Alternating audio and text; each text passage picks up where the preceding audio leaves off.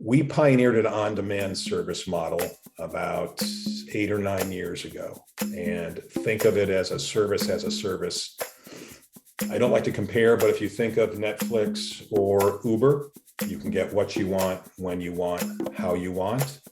And our on-demand service is subscription-based. We've baked in a lot of goodies into that the customer gets. They know what they're going to spend. They know what they're going to get with that sub fee. And then there's an hourly rate, and we've reduced the hourly rate because of the sub fee. So it's a two-tier cost model.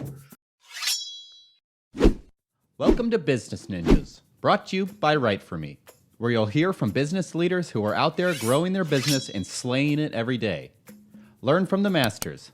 Let's get started.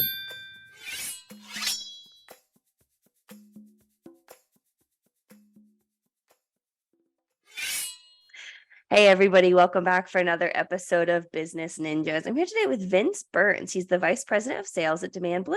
Vince, welcome to the show. Thank you. Thanks for having me. Yeah, excited to have you. So Vince, why don't you start and tell us a little bit about yourself? I am the VP of Sales for DemandBlue. I've been here 15 years. I've been in sales my entire career. I got started in pharmaceutical sales. I did that for about 3.5 years. And then I ended up in the late 80s getting kind of segueing into the IT sector. I worked for a systems integrator, a very large company, and then found my way into the custom application development world. And and then when I came here a little over 15 years ago, that's kind of where we were with the parent company, and started building a team from there. But that's a little bit about my background and how I ended up here. That's fantastic. So when you first started, kind of what was your first step when you took the job with DemandBlue, before we kind of dive into what DemandBlue does? Yeah, I was hired by the parent company, and the company is Prelude Systems, or Prelude Sys, and we were and still are. I just work for a different brand right now. We were focused on legacy modernization, large custom application development projects, much like a Deloitte or an Accenture. And when I started, I was hired as VP of Sales, and the ultimate goal was to build a national sales team. But I've been around the block a few times, and I have a lot of relationships back then, or had, and still do, but wanted to convert those and bring those over first. So I spent the first 6 months bringing over some relationships, some logos over to the parent company, and then started to build a team. And I hired 3 sales reps at once. We set up shop in Austin, Texas, Chicago, and hired an account manager here in Southern California. So now I'm just completely, I lead the sales team, and I've got a team under me. But I did transition to DemandBlue about 9 or 10 years ago. So I'm just strictly focused on Salesforce.com logos and customers right now. Yeah. So tell me a little bit more, about DemandBlue. DemandBlue, we're what's called a summit partner. So we are, no pun intended, we're top of the mountain as a summit partner. And if you know anything about Salesforce, it's an extremely large platform, customer experience platform, and it can be an expensive proposition. So working for and being a consulting partner for Salesforce, we help companies leverage the platform. Interesting. And, when you're working with these companies, do you tend to see any trends in, what type of company, industry that they're in, or anything like that? We don't have a niche, if you will. Our top 3 industries, if you will, we do a lot with HLS. We're very strong with healthcare and life sciences, financial services, manufacturing. And we have a .org practice. We've got about 30 to 35 nonprofits that we support and serve as well. And, Salesforce is uh, a beast in the industry, if we may. So, there are, companies that are, doing, consulting similar to what DemandBlue does. How is DemandBlue able to, stand out from its competition? I would say two things that kind of separates a little bit. The fact that we're a summit partner, so we are again top tier. That doesn't get you the business though. The customers got to feel that you've got what they want, and it could be industry, it could be. We just had a call this morning with a company, and the big push right now, as you've heard, is AI, generative AI, Salesforce. We just got back from Dreamforce. It was all GPT AI.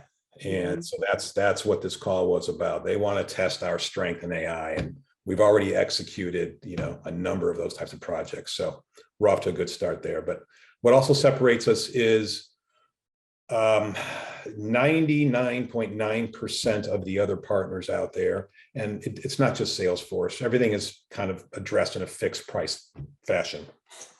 It's project based, it's linear. You scope out a project and then you give them a price to execute that project through deliverables. We pioneered an on-demand service model about 8 or 9 years ago, and think of it as a service I don't like to compare, but if you think of Netflix or Uber, you can get what you want, when you want, how you want. And our on-demand service is subscription-based, and we've baked in a lot of goodies into that the customer gets. They know what they're going to spend. They know what they're going to get with that sub fee. And then there's an hourly rate, and we've reduced the hourly rate because of the sub fee. So it's a two-tier cost model. And that is that hourly rate's about 25% below market rates. And depending upon the deal, we'll negotiate, and we can probably get to 35% below market rates. But that really separates us. We've signed up over 200 customers on the on-demand model. It's pay as you use. I won't try to sell you on it right now, but that's one of the big things that separates us. That's fantastic. And, when you're talking about generative AI as one of the ways that you're able to stand out, staying ahead of the curve, is that kind of leveraging technology and staying on top of the curve, some of the ways that DemandBlue has been able to continue to grow, in general? Yeah. So I just finished, I mentioned this to you before the call. I just finished 3 days of a pretty intensive partner training with Salesforce, from Salesforce. They bring in mentors and coaches.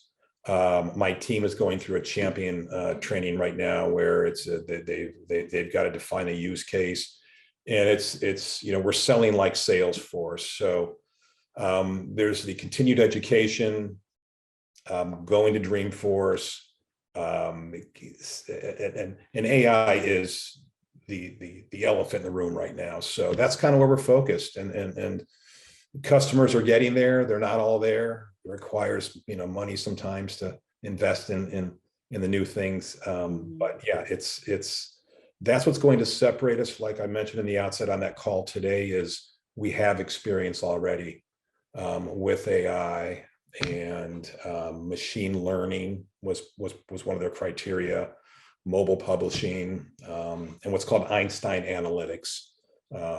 So Interesting. I don't know if I answered your question. No, you did. No, absolutely. And, when we're talking about the different offerings that DemandBlue has, I imagine that the piece of helping organizations really optimize their Salesforce platforms can be a challenge for, customers not necessarily understanding all of the capabilities or really how to leverage different aspects of it. So, do you tend to see trends in the common challenges that companies are facing? Like you said, how you've got the subscription model kind of helping them in that way? Yeah.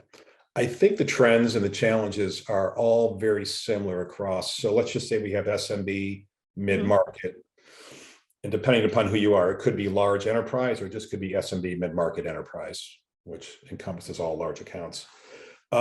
It's kind of the same. Do they have, and the challenges in SMBs would be, do they have the money? Do they have the talent? As you go up to mid-market, you're going to have more money, bigger budgets. and you can attract better talent as well. So leveraging the platform, I often say that customers, they have this Ferrari in the garage, Salesforce customers, but they don't know what all the buttons are. And if they push this button, it's going to cost X, and they push this, it's going to cost Y. So we help them with those buttons, leverage the platform. We kind of have this saying, it's implementation success versus customer success.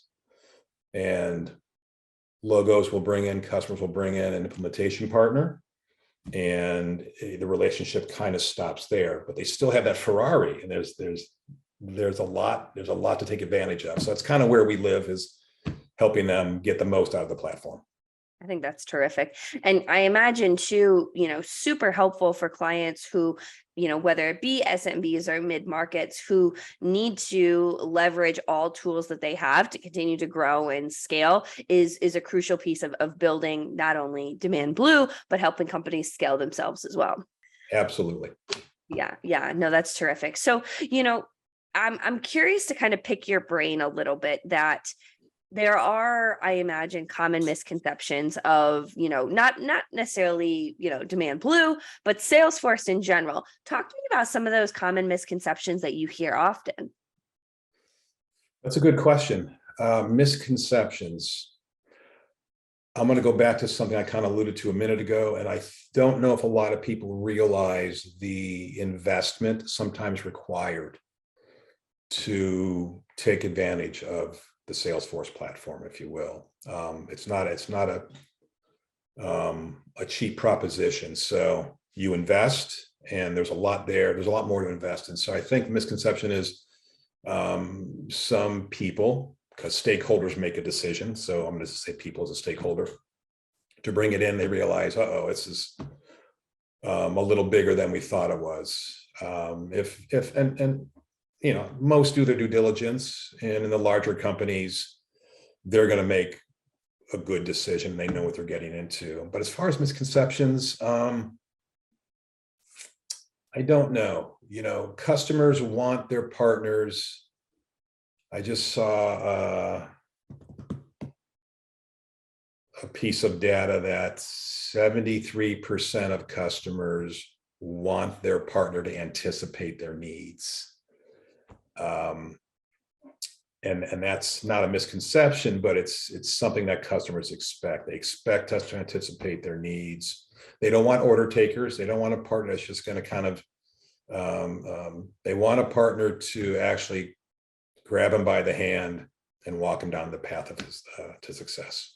And I imagine too, that can be difficult for people who may have an aversion to change. So kind of walking them through, I imagine, a lot of what DemandBlue does is building that trust within clients to say, let's take this journey together. Let's help you figure out those buttons on the Ferrari.